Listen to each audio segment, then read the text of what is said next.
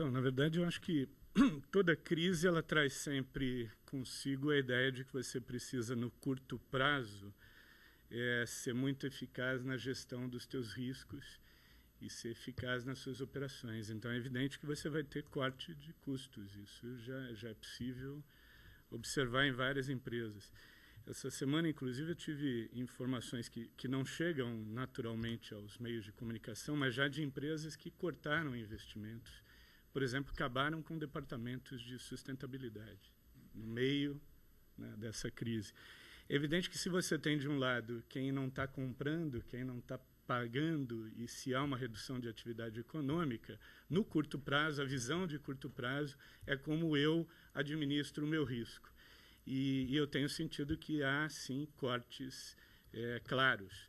Ao mesmo tempo, eu também vejo sinais invertidos de alguns líderes importantes do mundo dando recados na direção contrária, de que não só não pararão investimentos, como vão aperfeiçoar investimentos, por exemplo, no desenvolvimento de tecnologias mais limpas.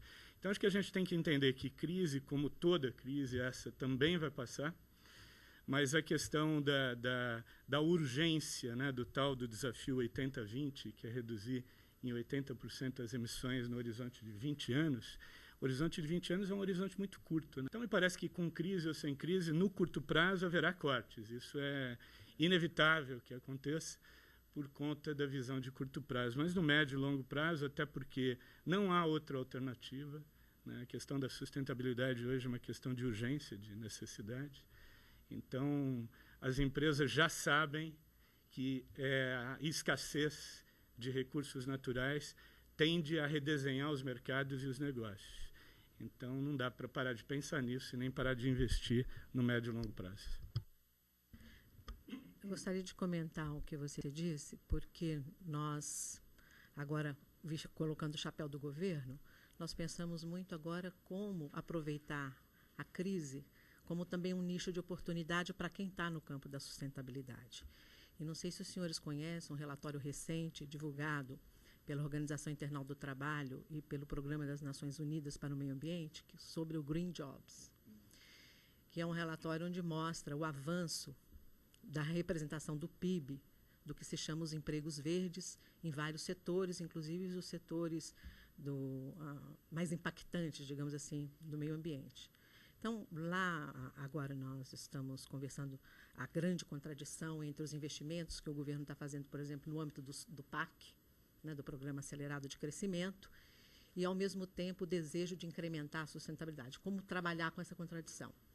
E aí o que se está fazendo é um esforço tremendo do campo dos sustentabilistas, evidentemente, que em todos os ministérios, na Esplanada, em todas as organizações, a gente tem lá os nossos aliados, as nossas alianças, que às vezes não são o ministério inteiro, mas tem gente trabalhando no campo da sustentabilidade, de introduzir essa vertente mais sustentabilista no programa. Então, por exemplo, na questão de 1 milhão de casas populares que o governo vai fazer até 2010.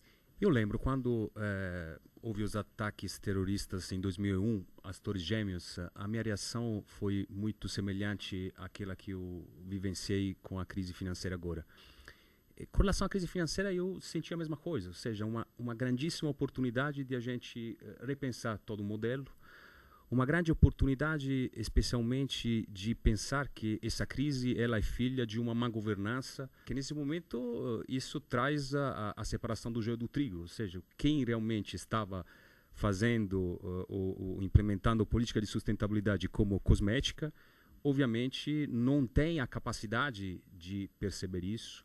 E, portanto, a primeira reação é cortar esses investimentos. Eu lembro, no início da crise, uma entrevista em shopping centers em São Paulo a pessoas, o assim chamado cidadão comum, e uma senhora dizendo: o problema da crise é que agora eu só posso comprar realmente o que é estritamente necessário e não posso mais comprar aquilo que é supérfluo. E no mesmo dia, o ministro Guido Mantega fazendo um convite, um apelo à população para que ela não deixasse de consumir, para que ela continuasse comprando caro, comprando imóveis. Ou seja, existe uma esquizofrenia total nas percepções, né? E realmente o governo, então, financiando construtoras em incorporadoras e montadoras de veículos sem exigir qualquer contrapartida em termos de sustentabilidade, né? O governo francês, por exemplo, ao apoiar as montadoras, exigiu que bônus aos executivos responsáveis por a má gestão que tinha trazido as empresas naquela situação não fossem pagos esse ano. O mínimo, né? O mínimo razoável. Ou seja, eu estou financiando uma montadora para salvá-la da falência e, ao mesmo tempo, a empresa está planejando pagar bônus aos executivos que levaram a empresa naquelas condições. Quer dizer, parece que vivemos em camadas tão diferentes de percepção, de consciência, que aquilo que alguns enxergam para outros não é visível e vice-versa. Nós olhamos sempre para o longo prazo. E aí, nesse longo prazo, a gente está super comprometido com os projetos. Um projeto da Fundação com 110 mil pessoas presenciais e mais 400 mil e-learning. Quer dizer, são 500 mil pessoas que a gente não pode cortar o investimento. A coisa startou, nós acompanhamos. O projeto Finasa, das 3 mil moças. Nós estamos construindo ginásio, estamos lá mantendo tudo. Não tem como voltar para trás, entendeu? Com relação à governança, ao envolvimento dos funcionários, olha, nós estamos sentindo, nós estamos capturando pela medição que a imagem, para nós, ela melhora muito quando os 86, 90 mil funcionários nossos, eles conhecem o assunto, entendem o assunto e conseguem disseminar isso para a sociedade. Uma colocação com relação ao crédito, que eu acho que é a essência do banco. O que a gente basicamente observa é que os bancos estão cada vez mais linkados à questão, até pela aderência e serem signatários de princípios do Equador, mas paulatinamente, e no nosso caso também, nós estamos baixando a régua e aumentando o escopo. Além disso, existe toda uma preocupação de conscientizar o cliente com relação à capacidade de pagamento dele.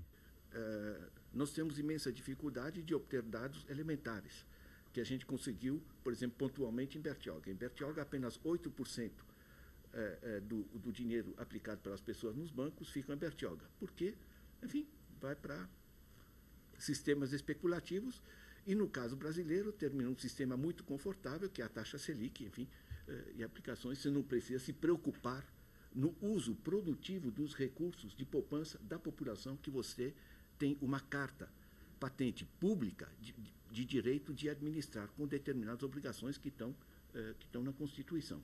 Claramente, o sistema financeiro caiu fora desse sistema e faz um complemento de atividades que simplesmente não é suficiente.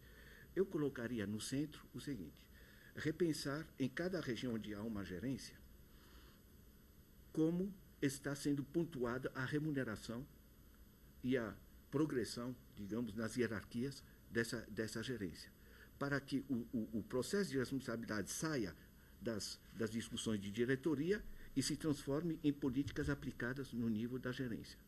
Ponto 2, que cada gerência numa cidade de interior seja obrigado a fazer um estudo, ela pode fazer parcerias com faculdades locais, com prefeitura, para organizar um sistema de informação local sobre quais são as prioridades. Não estou inventando nada. Antigamente, um gerente de banco, que era de um banco local, ele tinha nos dedos tudo, quais são os buracos, quais são as necessidades sociais, quais são as maiores potenciais subutilizados da região, né? O nó da questão está em você recolocar a alocação de recursos, que esse é o core business, né, do sistema de intermediação financeira, na sua utilidade social e econômica.